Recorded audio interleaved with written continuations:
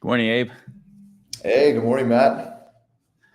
So today I'm kind of excited for today. I may or may not put on a tinfoil hat, so always gets me going. It's awesome. Yeah, there's a lot going on right now. A lot going on. Looks like in the news and kind of in the industry. So yeah, there's tons to talk about. Yeah, for sure. But first, I think before we get into some of the industry stuff, we've been going on these trips, cultural connect trips. Just got back from Nashville, and the real intent, and I think you summed it up well when you said your slogan of don't let the American dream, or no, I'm sorry, let the California dream get in the way of the American dream, right? And uh, That's right.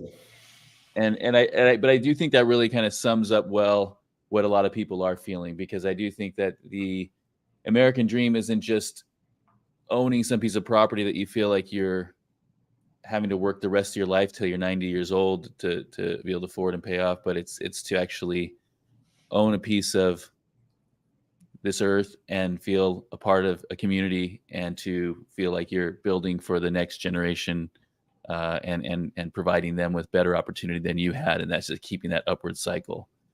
And sometimes when you feel like you get certain place and it all comes crashing down and you try again, I feel like sometimes I saw that personally in my life with my family, to some extent, of trying to just really get ahead and having a hard time with that. And I think that sometimes people seem to have been able to do that in other states a little bit better, more recent, just because not everything is going into just trying to work away for their home and keeping up with the Joneses and all the different lifestyle that piles on financially to people when they try to keep up some appearances and show we can make it here, kind of like New York, right? If I can make it here, I can make it anywhere.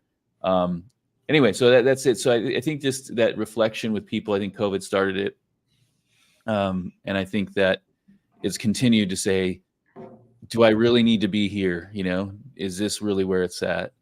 And remote work has sort of empowered it potentially for a lot of people, to think maybe I can live somewhere else and build a life and build a legacy there. And that doesn't have to be here where my roots are from. And leaving your roots is scary. So I get that for a lot of people, scary, as well as sometimes maybe feels like you're giving up on something or selling out of something, right? But the point is, it's like, really you got to build a life for yourself, and the American dream is important. So anyhow, that's how I lead into that. But we do have some thoughts on that, what's driving that too financially for people. So you had shared this slide with me.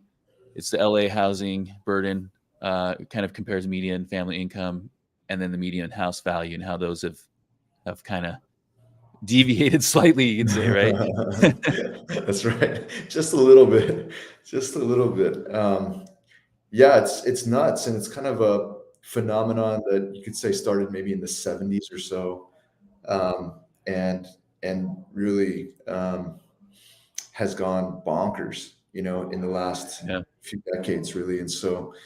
And here we are today in an environment that really reflects that, and people feel it. And as the Right. economy seems to be slowing and there's uncertainty, interest rates being up, I think people are really starting to wonder, is this sustainable, and what could life be like without this huge burden, right? So I think on average, like on the loan side, when we see loan applications and qualify people for a loan, Right. we tend to see people stretch their debt to income ratio to pretty much the allowable max, right? In California, that the Right. banks Right. will allow even a loan to be approved on it. So sometimes that's like 45%, sometimes 49%. And in the case of, some of the FHA and VA deals, it's like upwards of 55. And, I've even heard a bank program recently touted that, hey, you can go up to like 99% debt to income. We just want to see that you have as much money in the bank as you're getting a loan for. And people are taking that deal, right? And Okay. so Right. California is kind of it's a crazy place in that sense. And I think people feel the stretch. Um, and I think, these trips we do to like Nashville, Austin, and wherever we'll go next as a as a group and as a team, really to help us like try to figure out, are there great options elsewhere in the States that we can have conversations about with our clients, right?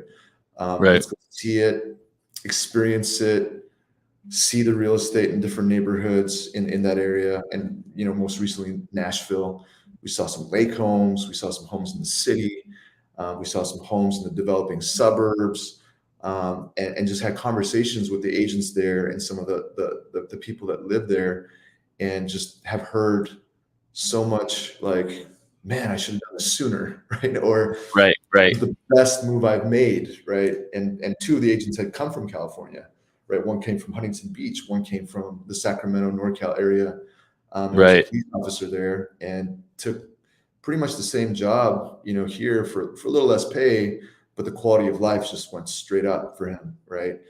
Right. The realtor we met from Huntington Beach, she does real estate now both in Nashville and Huntington, and has been kind of leading people over, and sharing with them where the right places to buy and invest are. And her business, like she said, hasn't seen a stop. They've been extremely busy. And so all this national talk about a slowdown and whatnot for her is just not reality there. She's busy, and she's Right. constantly getting calls. And so yeah, so it's kind of an interesting time. And Yeah. there was that Forbes article you shared with me, Matt, about remote workers. And, I think right now our total workforce in the United States is somewhere like 160 to 170 million people, right, in the workforce. And pre-COVID, only 5 million of those were remote workers. Right. Post-COVID era is the number went crazy, right? It's 30 million now. So a substantial part, maybe 20% ish or so of the entire workforce is now remote. And so the article really highlighted how easy it is for people who are remote working to then consider other places in the US to live and still take their salary, and not see like a drop in it, and kind of arbitrage that in some ways, and find better lifestyles and maybe some tax savings, and things like that, and buy more home for the Right. buck. And so yeah, so it is that environment right now, and it feels like probably as this kind of plays out, that more and more people will be wanting to have that conversation, whether they're retiring or their kids are starting school, or maybe they're still mid-school and they're okay with making the jump. Maybe the kids aren't having a great experience here in the schools, and that was the case for one person we met out in Nashville, whose daughter kind of prompted her as she was in high school to like get out of here, right, and leave the high school she was in. And Right. for her, Right. that really prompted the search like elsewhere and led her to Nashville. And so yeah, so it's kind of an interesting time in that way. Yeah, because that's the thing too, is that it still doesn't necessarily mean like you can't afford California or you don't like California. It could just be the fact that you just have the option, and maybe you actually find something you just like better, right? I mean, I had a good friend of mine that just, he left 20 years ago.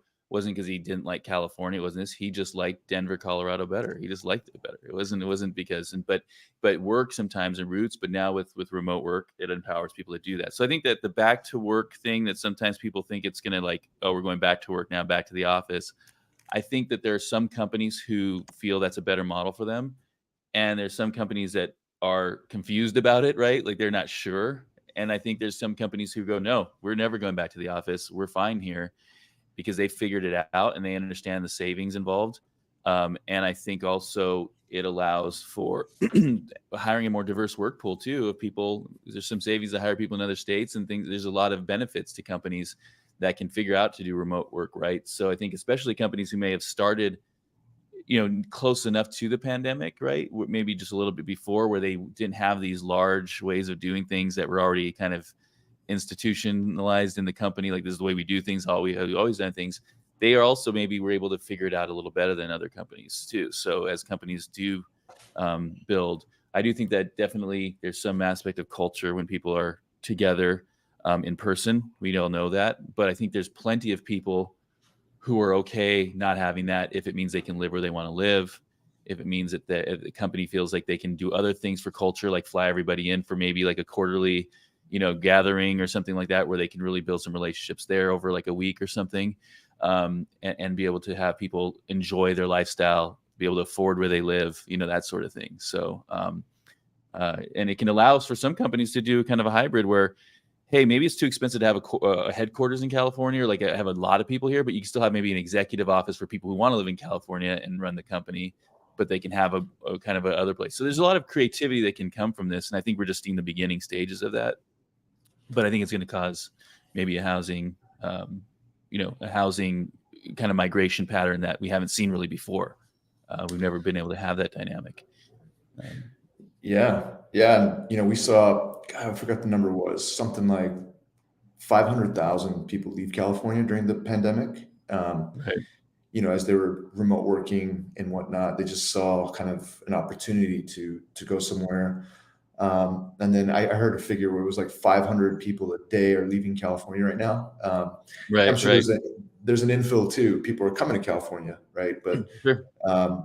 But 500 people a day leaving is kind of an interesting number for us as even real estate professionals, and seeing some opportunity there to be able to market to them and have that conversation with them. So yeah, and like let's face it, like California honestly is kind of a tough place to run a corporation even, right? Or to have a headquarters. The taxes, the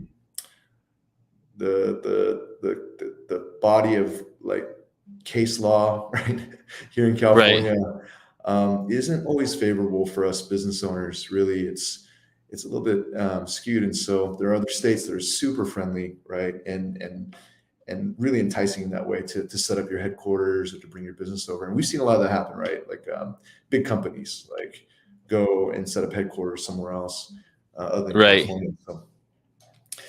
Well, and not only that, it's employee friendly. I was going to post this.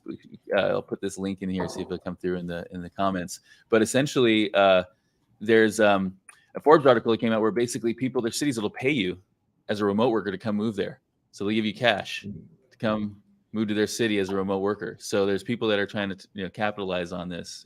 So I think that's interesting. That we're starting to see kind of the creativity kind of starting coming out with cities, and cities used to pay companies to come there, right? Like they bid for Amazon to come or something, and now they're bidding for just the workers to come. You just come live here. I think that's kind of cool. But yeah, I mean, if you look at this, and let me just add this here to the screen here. So this is the California county by county affordability. This is the California state as a whole.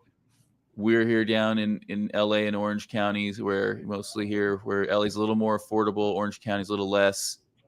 Santa Barbara is probably the largest county that's pretty unaffordable. And then Mono County is here, which is kind of an outlier there. But if you look at the US, here it is over here, right? So there's only 3 counties in California that for their residents is more affordable than the US. So what this means is there's a lot of options for us, right? There's a lot, especially if you're over here, there's a lot of options for people to go where it's more affordable. So it doesn't have to be one of the places we all read about, like the places we've gone, Nashville, Austin. It doesn't have to be one of those places. Those seem to be a good recipient, but some people might be Minnesota. Some people might be, Wyoming, right? It depends on the lifestyle you want to look for. But I think that there's going to be growing discussion just around that, like find your place, right? Find your That's right. That's right. I was just having a conversation with an agent 2 nights ago, one of our agents, and he has a game plan to move to Kentucky, and he's already scoped out the real estate. He's kind of sold his family on it, and I was like, if you don't mind me asking, like, how much is the price, that you're looking at? And he described a house on the lake with I think something like 4,000, 5,000 square feet, right? Beautiful, pretty new, and the price being $450,000, right? So I was like, wow, yeah, like that sounds like an amazing move. In fact, could you let me know if there's something out there that you see, but it just, the way he described it, it sounded like a real, like a dream house, right? Like a real dream property. the quality of life will go up, and again, Right. 450,000, you could probably buy it cash if you sold a property here in California. And so you don't have to worry about the interest rate being close to 8 now or whatever it is. Right. And um, so it sounded Yeah. a pretty good plan. And, it's funny, again, like going back to that Nashville trip, talking to agents who have made the switch from California to there. And I know some of the agents on our trip were considering Nashville even as a home for them, Right. and Right. to restart business and whatnot. Um, but that it isn't as scary as it sounds, that people have actually done it and succeeded and are doing Right. really well, more than they are doing maybe here in California even. So yeah, I think more and more this will become like a real possibility for people. And if Yeah. it's not on the radar, I think all it takes is like a trusted person to be able to say, "Hey, have you considered this?" And can we Right. link you with people in other cities and states that might be able to kind of guide you in that process and show you Yeah. around. And maybe that's all Exactly. it takes really to get the ball rolling in that sense. So Yeah. And there's plenty of agents we found in those areas so far that would be happy to really take good care of our people when they go out there. So definitely be welcomed. And yeah, and in fact, a little plug. I think we posted that some of the agents' contact information from Nashville and Austin in our knowledge base on our website. yeah, So if, absolutely. if that is a real conversation for any of you, like, please look at it. And every agent we posted on there is excellent. They've been great to us. They showed us around and took the time to really kind of explain Right. and kind of show us Nashville, and all the different neighborhoods, Austin as well, and really great people we would 100% stand behind and say, hey, Yeah. you'd be in great care if you worked with these people. Exactly. Yeah. And knowledgeable not only about the areas they are serving now, but also a little bit of knowledge of California. A lot of them have, to kind of know Right. what that's like too. So they have some experience there as far as that. Yeah. So yeah.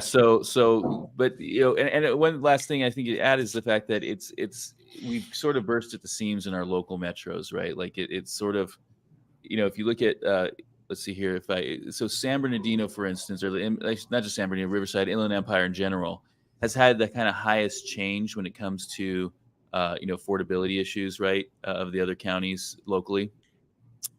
Here, the median income that's needed, right, has gone up by quite a bit in the Inland Empire. And the reason I say this is just, see, they have affordability again here, highest here in the counties that car is tracking there. And I think that what that is just saying we've kind of filled out what we could to keep people close and to keep close to kind of your roots. And now it's like, okay, we might have to make bigger moves, because people started going to Bakersfield in pretty big numbers the last several years. People are going to Temecula. But the thing about that, once you go to those areas, it's not a quick jump over to a birthday party, on a Saturday. It feels like, maybe we can't really make it unless it's something really important, right? You can't just a Super Bowl party, or, you're not necessarily just going to jump over to someone's house, because even coming from, like, let's say something like Fontana, Rancho, something out there that someone from Orange County or LA County thought that was far at one point. Now that's not that bad. It's you can get over there really quickly. You know what I mean? It's not too bad. But it's like Right. going to these other markets, Temecula beautiful, Bakersfield's beautiful, but just they don't feel like it's in this metro area to kind of jump around, right? And so I think it's now, okay, well, we filled those areas up too now. Some of the other areas I might not be mentioning, but now it's like, okay, now might as well just be a plane right away instead of a long car drive. That's right. I mean, we've heard this story of like people who work kind of back-to-back shifts in their job. For instance, firemen, Yeah. or police officers that do like a 3 on 4 off type schedule in their week.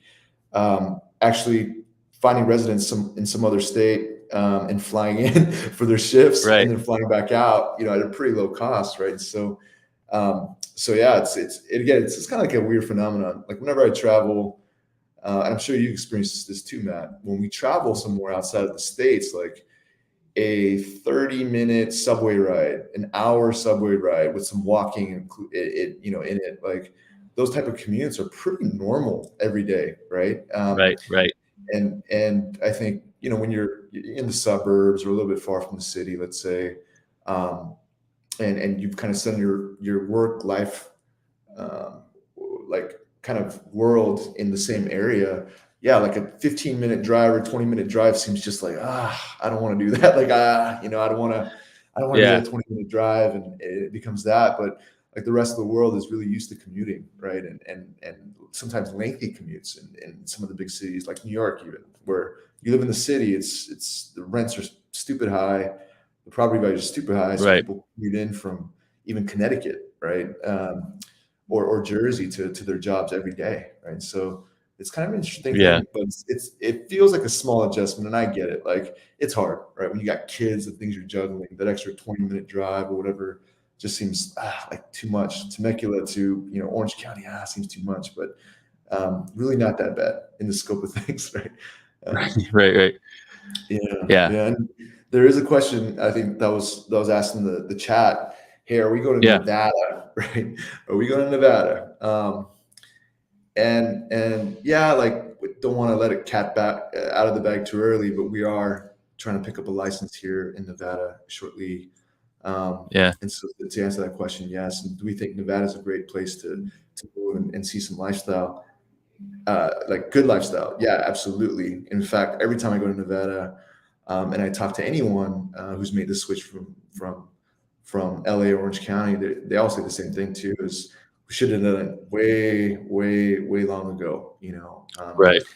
Yeah, and I personally have some friends that still work remote, from their jobs here in LA, but moved to Nevada and are just living the life. Like I see them, and I see their posts on Instagram. They're doing fun things, and Right. enjoying what Nevada has to offer, what Las Vegas has to offer.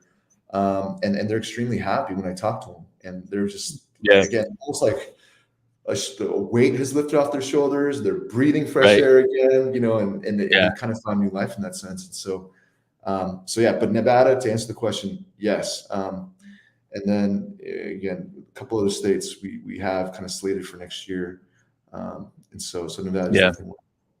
Yeah. Nevada's in motion, so hopefully we're soon be there. And a lot of people I talk to is Nevada's really just getting started, right? You think that Las Vegas has been there a long time. Places like Henderson have already kind of really developed and things, but now they're saying like, no, this is just the beginning. People are thinking, right? Like there's a lot of uh, potential there. So we'll see how that goes. But yeah, no, I'm excited about that. So let's maybe switch gears to some news that's been sort of national here.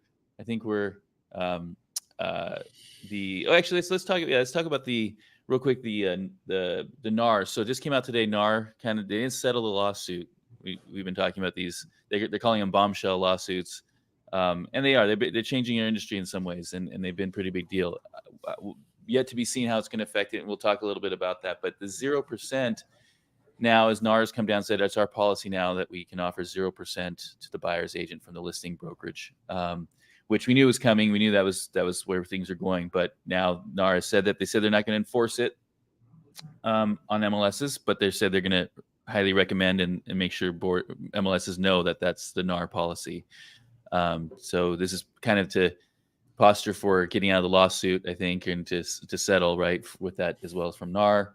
As we know, Remax and Anywhere, who owns a lot of the franchise brands like Century 21, Coldwell Banker, ERA, Better Homes and Garden, Corcoran, Sotheby's, all those companies, they settled already. And so a lot of the largest, Berkshire Hathaway, Keller Williams has not settled yet, and NAR has not settled yet. Maybe they won't settle, but they're supposed to go to court in about a week. On the 16th, I think, of October is the court date.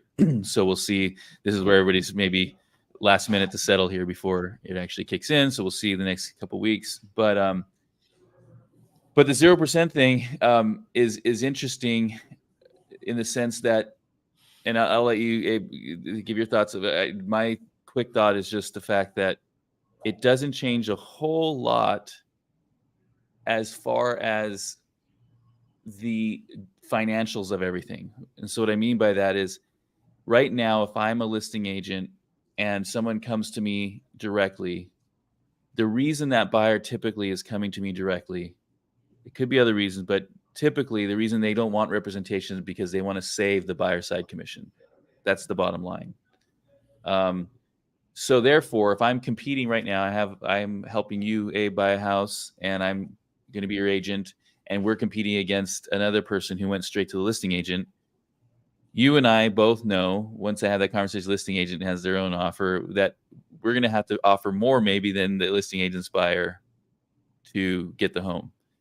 And you have to make the decision as the buyer whether you're willing to pay more than that other buyer by a couple percent maybe for my commissions to have me as your representative, or if you want to decide to just go straight to the listing agent too to compete. And so that exists right now. Maybe not all buyers know that as much right now, but it exists, and a lot of buyers do know that, and they still choose representation. But if the seller goes, well, let's see, I can take Matt and Abe's offer and get the same thing. They're offering 816. We're getting 800 from the direct buyer.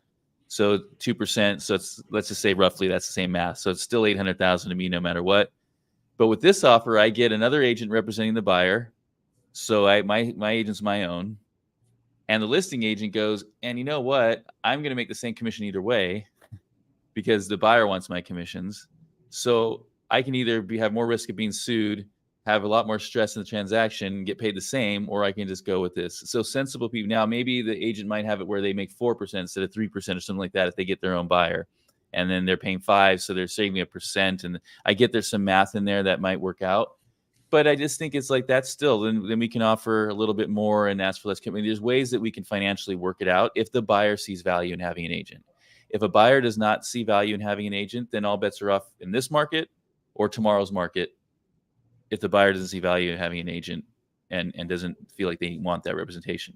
And if a seller doesn't care about having their agent represent both sides, it's no different now or tomorrow. So it's just a math problem, right? It's not a structural, it's a math problem of finances of saying, do you want to pay for a buyer's agent or not? You've been paying for a buyer's agent. People know that kind of intellectually. And we have the contract mechanisms with the car forms to put, hey, I have a buyer broker agreement. They've agreed to pay me 2.5%. And here's the offer with that attached saying the seller's going to pay me 2.5%. And our offer includes that in it, right? So I just don't think it's going to really fundamentally change things other than there's maybe a few more people that might get slid to the column of wanting to save the commissions and going straight to the listing agent. That's my thought. If this were the only thing to happen, we'll talk more about this when my tinfoil hat comes on about what may also happen. But for right now, this is all these lawsuits affect, right? And by the way, I want to say this right now before Abe kicks in. But guys, if you have comments or have thoughts on this or questions about this, please send them in. We would love to hear your thoughts, and especially as we go deeper out into the water here. But go ahead, Abe.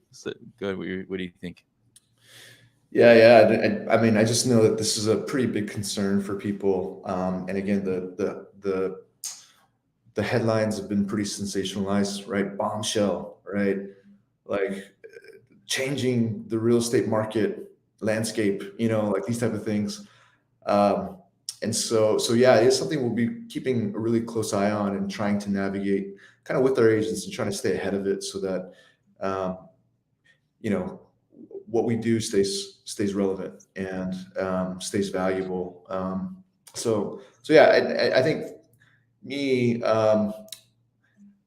I think we realized that this has kind of been the case for us in commercial real estate, that we don't necessarily have an MLS. There are like boards and organizations that people may subscribe to or not, but not everyone is in AIR, right? And people transact off of LoopNet and CoStar, and the commission, for a cooperating agent or a buyer's agent or a tenant rep in commercial isn't posted. You have to create your own fee agreement with the listing side or with the buyer or the tenant in order to procure a fee for yourself, right? So I'm in a transaction right now where again, we were sitting down for lunch for a lunch meeting, and I just kept getting a call from the commercial agent who's representing a tenant, and the tenant we've interacted with several times and is pretty sold on a space that we have to lease, a commercial space. And so he kept calling me because he wanted to make sure that we had an agreement on the fee. And Right. so, and I've worked with him before. He is a very good broker. He, in fact, represents really big companies like Starbucks. Even he's their rep here in the area. And so, of course, we're going to be okay with the fee, right? Of course, we're going to cooperate and work together because we'll come across each other again, and maybe I'll be on the tenant side at that point, and he'll be on the landlord side. And so we work together to do something fair, and Right.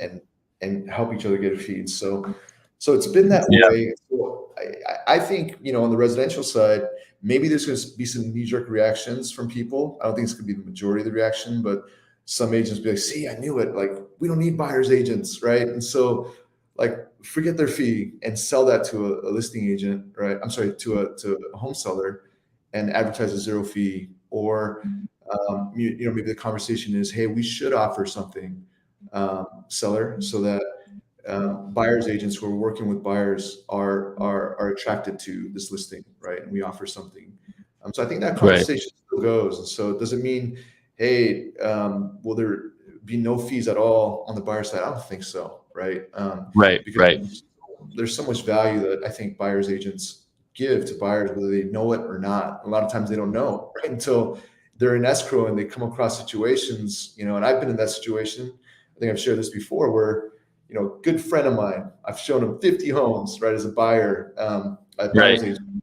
And then somehow I get a call 2 weeks later that he's in escrow with a listing agent somewhere, and that he ran into the situation. "Could you help me? What would I do here?"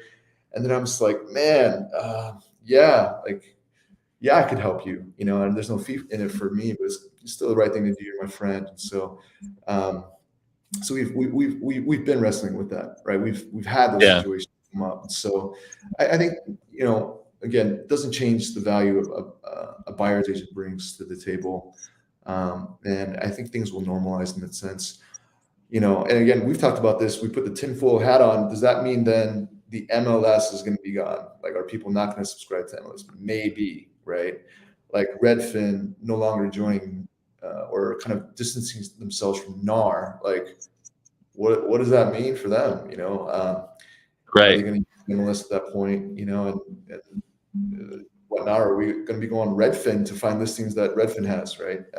Yeah. Well, that's the next topic is a Redfin, sure. So I'm going to go into that, but I will say this: I think that it's going to set the market. The market's going to set now the price of a buyer's agent. That's what's going to happen, right? Meaning, the market has set the listing commissions for all this time. Meaning, what's the seller willing to pay commissions, right? Like, we have sellers, hey, will you do 4%? Hey, will you do 3%? Right? And it's always been this lumped in commission for both. So now it's going to be, and I think Redfin did start this with their kind of like, hey, here's our listing fee.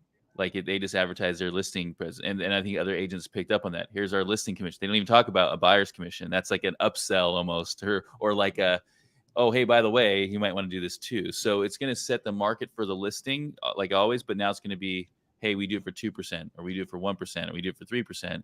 And all we're going to talk about is the listing side.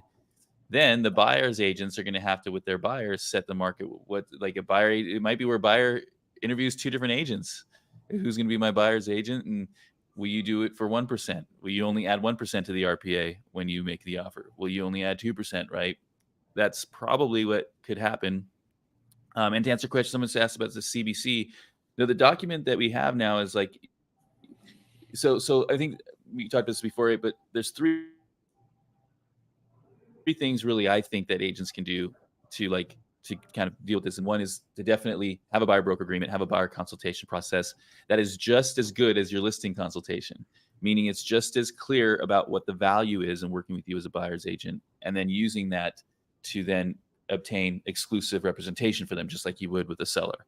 So you're saying, so I think that's one thing that you can do, and then get the buyer broker agreement. Once you have that buyer broker agreement in place and it has an established commission amount that they're agreeing that you're okay paying with, and you can explain that it'll come into the price of the home so they can finance that. They don't have to pay you out of their pocket, and that's understood, but that it's going to be, that's your fee for any agent or any offer you make for them. And then when you write the RPA, there's a box to check to say, I have this other agreement, and it's attached. And so I'm asking the seller to pay his commission. And now everything's above board. Your buyer knows you're asking for that. They knew that. They agreed to that ahead of time. And you've educated them just like as much as you try to educate a seller about the selling process. So, and again, the good news is that's our expertise. We've been doing this. I've been doing that since 2003. And so 20 years now going of getting buyer broker agreements signed through a buyer consultation process. So not to say there's not plenty of other great people that do it just as well or as us, but I'm saying that's where, please, if anyone's listening to this, let us know. We have the whole process of how to do it properly, and the reasoning behind it. So anyway, that's the one thing they can do. The second thing is obviously if we're getting into a place where even more so who has the inventory controls the market, right? Which is usually the truth in a lot of cases, right? Then that means increase your inventory, your own personal inventory, go get listings. So it's pretty obvious. That's nothing new. People have always wanted listings. People have always understood that. But I think you're muted. Oh, there you go. Sorry. Go ahead. No, I think it's absolutely right.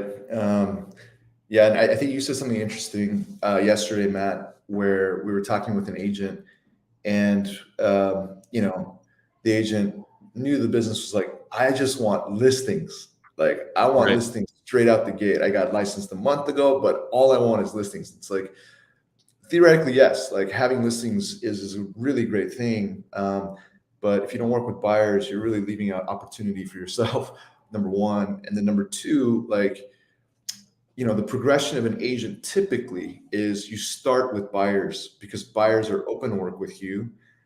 Even though you lack experience to some degree, you're learning and whatnot, but they're kind of journeying with you as a buyer. Whereas a listing, you better know the neighborhood well. You better have a kind of like a name recognition in the neighborhood.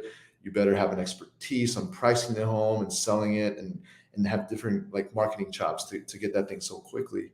And that's not easy for a brand new agent to sell, right, per se, because they don't have the experience yet or they haven't had time in the market. It's still, I think it's going to be both. Like, we got to get both. But if you are an experienced agent that is working almost exclusively with buyers at the moment, you probably have to start thinking about how to gear up now that you have experience, Right. to gain listings, right, and to make that a strong part of your business. And again, we talk about geofarm or niches and things like that, and it's something I never did. I think always wanted to do, but I always felt like, man, do I really want to be the door knocker, the neighborhood walker person? I'm shy about it. I'm pretty, like maybe awkward feeling about it. But yeah, I think it's time to really consider doing these things and to make strong plans to be an area expert or to develop a niche so that you can get more listings. Right. Absolutely. And then that's the thing is sometimes when you have to do the hard things to get business that other people aren't willing to do, you get more insulated in that business, right? Barriers of entry is something actually businesses look for. The higher barrier of entry to a business, the more valuable it'll be once you get in there, right? So doing the hard things sometimes it does create definitely a better long-term sustainable business because other people aren't going to want to come in there and challenge you, especially once you have market share, right? A lot of agents will say, hey, that person owns that area. What's the point of competing there, right? Well, let's okay. So let's see. We talked about Redfin here. Let's talk about so Redfin leaves NAR. So Redfin they haven't really left NAR, but it says they left NAR, but they haven't really, in the sense that it kind of creates complications for them because of the MLS and, how are they going to, so there's a lot of markets where, you can't really be on the MLS if you're not part of the local chapter or board.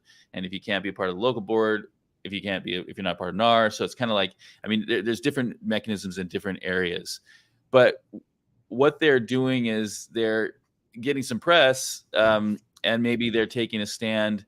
I don't really myself care too much about the whatever the reasoning when it comes to, NAR had some sexual harassment things that were terrible going on, and some other things recently. But that wasn't Redfin's reason for it. Redfin made the decision in June before all that came to light. So this is really more just based on them thinking NAR's not where it's at anymore, in their opinion, right? And NAR, I'm sorry, it's National Association of Realtors for those. But it is the most over what do you call it? Overseeing body as far as policy on a national level that protects home ownership, right? Realtors are champions for home ownership for, I think, primarily the individual and the individual investor, right? Meaning not just the individual homeowner for themselves, but also the individual, like the person that's not a corporation or institution that's also investing in properties, right? To try to keep things as friendly for those people. And that's kind of who our clients are primarily, right? So that's where they are, is to protect those people and to protect us, the people who are serving them, right? That's what NAR really is for. That was the charter of it.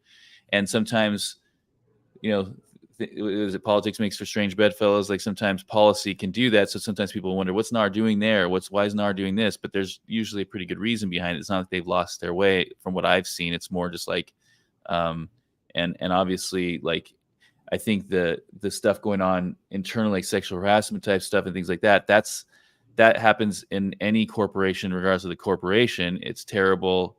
I'm sure it's getting purged and cleaned right now, I hope, but that's not to do with that can happen to any company, and it needs to be addressed. And but anyway, the point is that I think it's like, is this just another chip away at those sort of ideas of cooperation and us as realtors working together in a way that's more structured to really, I think, benefit the consumer, but maybe companies may not be as mission driven. They want to kind of benefit their shareholders and benefit themselves, not necessarily the consumer.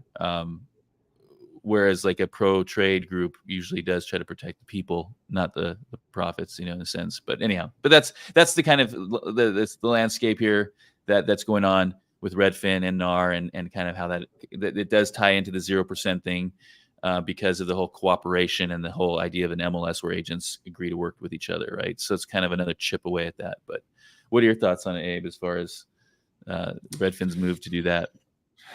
Yeah, I'm really interested to see how this plays out, right? I think aside from the sensational headlines, why has anywhere Remax like chosen to like exit the lawsuit by settling? And it's simply because they don't want to go through the process of this legal battle, right? They see it beneficial to just pay the money now and not have to like go through this and invest the time and energy and money to really see this through, because it could be a long thing, right? So and then again, tinfoil hat, it's like, how's this going to play out, all that. And there's a lot of ways it can. So we just kind of have to wait and see, how it plays out in some ways. There's a lot of moving parts on this, but do I believe that they're leaving just because, the NAR president recently was exited because of the sexual harassment? I don't think so. I'm sure there's some strategy here. And I'm sure even the lawsuit is a strategy of some sort from someone somewhere, or some company somewhere, right? Here's a disclaimer now. Everything we're saying is pure speculation. This is entertainment. This is not legal, financial, or any other type of forecasting or advice. Precisely. Well, let's jump into that. Because I'd love to hear anybody's comments here. But so let me just talk about something. People, I think the average realtor doesn't know this. And I think it's interesting to talk about this. So this is Zillow Group here, and they're worth about $10 billion. Okay. Now, to put this in perspective, I'm just going off the top of my head here. I know someone like Remax is worth in the 300 millions now. Anywhere who owns all those brands that just settled this lawsuit, they're worth about maybe 800 million or something like that. Not yet quite a billion. Compass, who's probably one of the largest brokerage, stock price is about 1.3 billion. So you're looking at the brokerages. These. I mean, if you think about anywhere, Coldwell Banker, Century 21, Sotheby's, ERA, Better Homes and Garden, Corcoran, all these Sotheby, all these brands that we know about, Remax, right? All these companies, they're worth maybe, with you put Compass with those, and maybe add EXP in there, who's probably about worth $1 billion or a little over $1 billion. Maybe it's like $3 or $4 billion, $4 billion between all of them. And you've got Zillow Group at 10 billion, right? Okay, just by themselves with one agenda, not competing, right? But what people don't see over here is this company. Abe, you want to share who this company is here? The Death Star company, aka CoStar. And it's something, yeah, I've been familiar with on the commercial real estate side, and they're kind of gobbling up companies. And I hopefully don't get any like lashback from this, but it feels like a monopoly, maybe on the commercial side. And they're a data company, and they're buying, platforms, including homes.com now, and venturing into the residential side now for a couple of years. And so yeah, that's CoStar. Well, and here's the thing. So just I'll give you a little bit background on CoStar real quick, and then we'll talk about why we're talking about CoStar. So Andy Florence is the founder. Andy Florence, brilliant guy, very smart what he's done. He went to Princeton. He was friends with Jeff Bezos, if you guys have heard of him, at Princeton. And actually, in his dorm room, he started a company, real estate property tech company back then. And then it evolved eventually into like his CoStar offering and the CoStar company. I don't know the history of that detail, but that's the gist of it.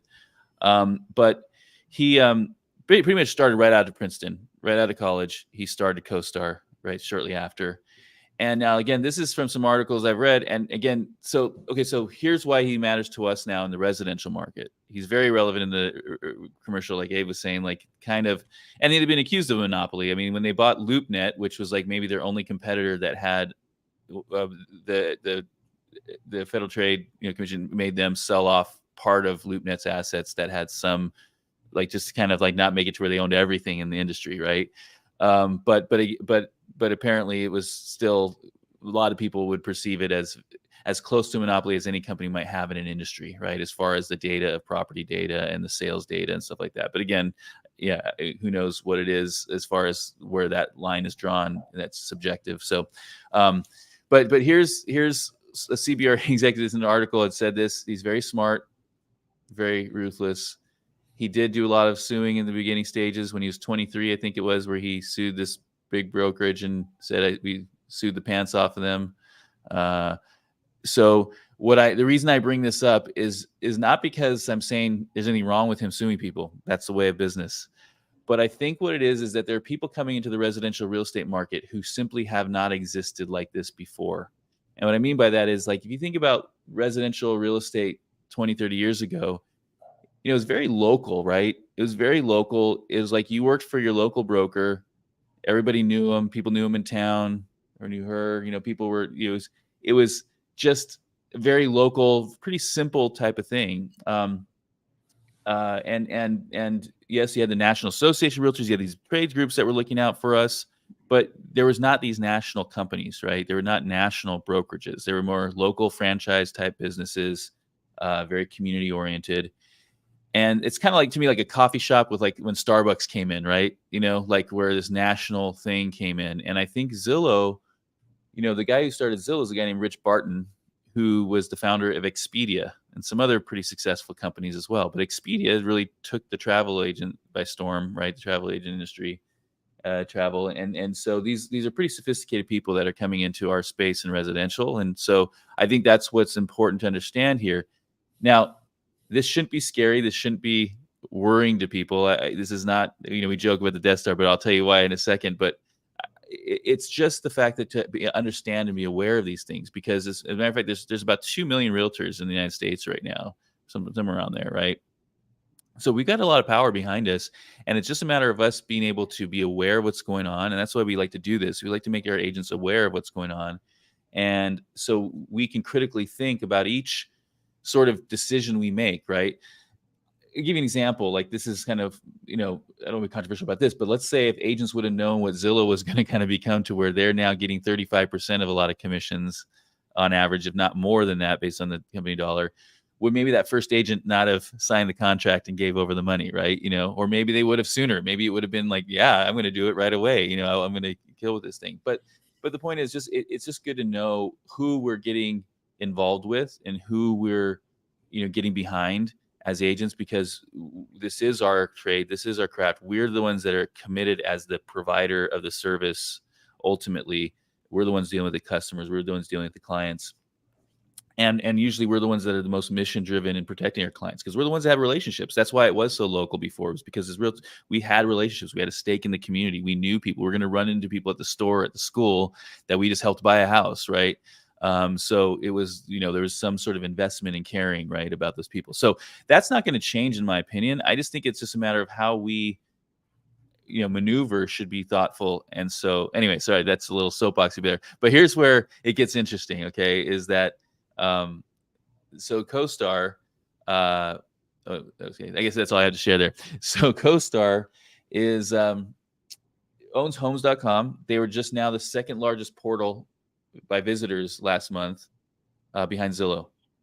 And what CoStar has made very clear, and Andy Florence, as I should say, has made very clear in his interviews, is that he believes that Zillow is an unfair, or not unfair, I shouldn't say unfair, not a good pro-consumer practice. And the analogy he uses is, imagine if I'm a listing agent offline, forget about online, forget about before online. I'm a listing agent. I'm excited. I put up a sign in the front yard of a house. I'm excited. It's my listing. The whole community is going to know, here's my listing. I'm working. I'm active in the neighborhood. I've worked hard to get this listing. And then as soon as I put that sign up, 30 other agents from the local area come and put their signs right next to my sign, and sometimes even in front of my sign on the front yard, right, the lawn. And that's what he claims Zillow does, basically, right? Is Zillow is doing that in the online world. And he feels that's not good for the consumer, and it's not fair to the agent, right? That's worked hard for this. It's their inventory. And so if you think about it, that's where CoStar came out of, was the fact that, or what CoStar does is that the listing brokers really have an option of how much they want to expose, right, in the commercial capacity as they want, right? I mean, the commercial world. So I'll let you speak to CoStar commercial, how it works. But essentially, a commercial agent doesn't have to put anything. There's no rules about them putting anything on the market. They can advertise it to everybody they know and never have it on the market. They can call just their buddies. There's no regulation over how they share or cooperate, right? And when they That's do, right. they have to pay CoStar, right? That's So right. That's right. CoStar is getting their money no matter what. And then just to kind of give you an idea of the brands that are associated or within the CoStar group, we're talking CoStar, LoopNet, 10X, which is like an auction platform for commercial real estate. And they tout that they're the world's largest online commercial real estate exchange. Apartments.com, now homes.com, STR, which is like the global leader in hospitality data benchmarking. Yeah. Biz buy sell, right? So you list and buy, or you market business listings. Land.com, right? And the right, list goes on. Like it's pretty wild what they've been able to achieve, and how much they've been able to like mop up in terms of like platforms. They're a huge company, 5,600 employees worldwide, 75 offices in 15 countries, and then a revenue of about 2 billion, or a little over 2 billion, I think, right, last year. right. Their market Yeah, cap, like you said, Matt, is $33 billion, right? So they are a giant compared to some of these real estate platforms that we talk about, Zillow, Redfin, the whole Anywhere brand, right, which is like $600 million. right, So, huge company, and it's just getting bigger and bigger by the quarter, right? right, And so for me, my experience with CoStar was, when I first had to list some commercial buildings, I was like, hey, where do I go? Like, where can I do this, right? My first listing. And everyone's like, you got to go on LoopNet, you got to go on CoStar, two separate platforms at the time. And so I remember calling CoStar and saying, hey, how much is it to join you guys and list? Like, well, how much exposure do you want? Because we offer packages by the county, right? And we're like, okay, yeah, how much is Orange County? At the time it was like $800 just to have access to Orange County per month. Right? And then there's packages on top of that. Like, hey, if you want data in Orange County, that's a whole nother like suite of things. You got to tack on another $300 or whatever. And so I remember in the early days, my CoStar membership was insane. It was like $2,000 a month or whatever it was. And again, listing a pretty small property. I think my first commercial listing was like $700,000. And so the commission, per month started to get chipped away pretty quickly on those costs. And so, and I think probably after some of the acquisitions of LoopNet and whatnot, and LoopNet back then was like $79 a month. So I was like, you know what, maybe I just list on LoopNet and hope for exposure. But then they acquired LoopNet, and you're like, dang, what's this going to cost me? Right? And it is kind of like talking to when you negotiate price with CoStar, which I've tried to do quite often, but I haven't really gotten a great result. And thank God for a good rep that I had at CoStar, based out of Irvine, that just really wanted to see me succeed, right? And so she kind of gave me the preferred pricing as best she could, and kind of rework my package so that it's not like the most expensive one, but I get everything I need. And so when they acquired, the cost did come down. It felt like LoopNet went up to, I think, something like, $200 or so for a premium account at one point. And then you got to pay per listing, right now I think it's like $29 for a silver listing. And that gets you only so much exposure. You might want to upgrade to a platinum listing, which is like $600 something a month, right? So the costs were just insane. And I remember my rep at CoStar left, and she was like, hey, I want to do something for you before I leave. And so she gave me a national account. Get my listing exposed nationally. I can get all the data from all the different states and counties, and kind of unlocked a lot of the door for me in terms of that data. And now I think I won't say I pay like $600 a month or something like that for the entire region, right? So the costs are getting better, but I think that was strategic too, as they've been acquiring, and as maybe some of this NAR stuff is going on, people are leaving their boards, platforms are going to become more important, and Group is now on the residential side. That maybe the pricing needs to become more accessible, right, for people, versus, hey, like CBRE can afford that all day, right? Lee and Associates or Cushman, they can afford those prices all day. But what about the little guys, the small brokerages or the boutiques? They may not be able to. Well, and why can they afford it is because they're charging 50% commission splits on agents, even when these agents are seasoned agents. And so here's where. So how this all ties in, what we've been talking about today, is two things. Is one is, if I put these comments on when people are saying that Redfin was leaving the MLS, you see these people say Redfin leading the way to go, bravo, all brokers need to do the same, and never really agreed with anything Redfin has done until now, right? And you've got people that say, hey, I don't like NAR either, but I don't really trust Redfin either, right? So that's more reason. I don't believe this, but I also don't like NAR. Fine. But what was interesting is like, what's the alternative people are looking for? And I say, hey, if you don't like paying NAR, CAR, and the MLS dues, wait till you're paying CoStar, right? That's right. Yeah. And that's why I think people aren't thinking these through. So when I said first thing you can do to adjust to now's world is, one, get your buyer consultation sound and be able to provide value as a buyer's agent. Two, get listings, be more aggressive towards getting listings, get more active. But three is critically think and force other agents to critically think about the decisions they're making and the things they support in our industry.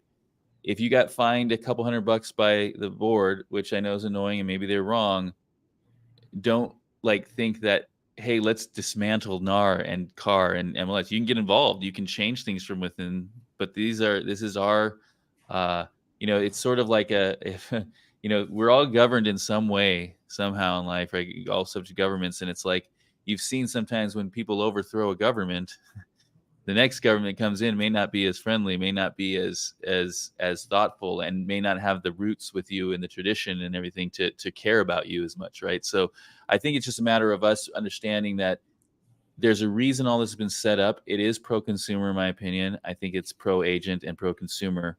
I think anything that if you get rid of the pro-agent, pro-consumer, it becomes pro-money and it becomes pro-big corporation. Bottom line is that's who seeps in, because that's who has the money to fight these things and tear them down, and that's who has the money to set up shop very quickly in the war-torn country and rebuild. That's right. Yeah.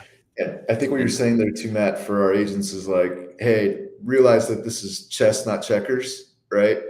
And Right. so some of these comments kind of allude to just, again, kind of a lack of understanding of maybe all the moving parts, maybe what could happen as a result of some of these moves, And so, although it sounds like, yeah, I'm done with NAR and all that, and it feels like, yeah, that sounds great. Like, hopefully in a couple months it stays that way, but maybe you would change your tune and be like, dang it, why did we disband from NAR, right? And so it's chess, not checkers, and really what's going on has a lot of layers. And you and I have talked about this. Like, we wish we knew everything. We wish we had like Pentagon level or CIA level information, right, on what's going on, so that we can really make some adjustments or some preparations on what's going on and really understand who the players. But I'm not sure if we're going to get that, but we can guess and really understand that there's a lot of moving parts here, and that it will play out a lot of different ways. Well, let me guess then. So here's what I'll say. Well, I will say this. Again, this is speculation, and again, nothing to be afraid of, because I think we're going to be okay, right? That's why I have Luke here. We're going to win, right? We'll beat the Death Star. we'll fight that Empire. Whatever. We'll what's it called? The rebellion. There you go.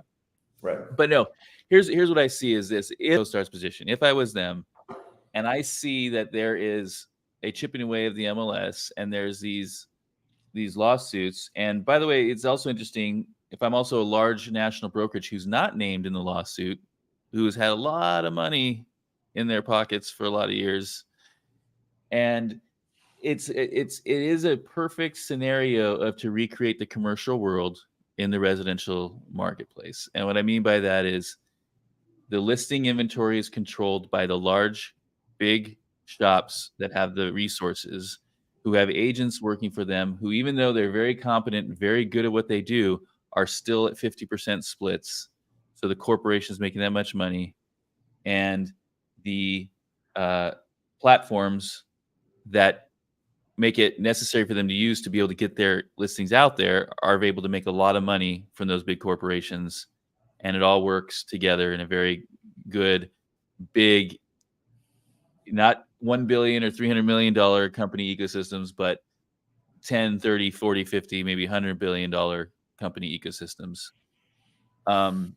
And we're here as realtors just watching it all happen way up here and going, why is Redfin leaving NAR? Good job. Yeah, I don't like NAR either. They find me $200, or I don't like and we're not seeing that it goes. And so again, I think we can, if we're aware of it, we'd make the moves to make sure that we're always working hard to make sure our clients know we serve them well. We ultimately do control the local inventory. Realtors, we do. They can only get in there if we let them. And I think that's where it is continuing for us, for other people to bend. And the realtors is a way, the National Association of Realtors is a way for all of the small guys, right, to be able to work together and to keep out the big people, in the sense that the big people can participate for sure. Like, they can be here. We're not keeping them out from doing what we do. They can compete with us. It's not anti-competitive. It's keeping them from forming sort of things that we can't compete in. It's keeping them from becoming anti-competitive, right? It's making it to where they can't come in and do essentially what they're accusing us of doing, price fixing and, that sort of thing. Right. It's, and that's where all, like sort of, things that seem one way, when someone starts with a lot of money, starts talking about pro-consumer, you go, I don't think that's true. I don't think they're saying that. That's how they're getting in the door. But It's the that's Kool-Aid they're that's passing my around. yeah.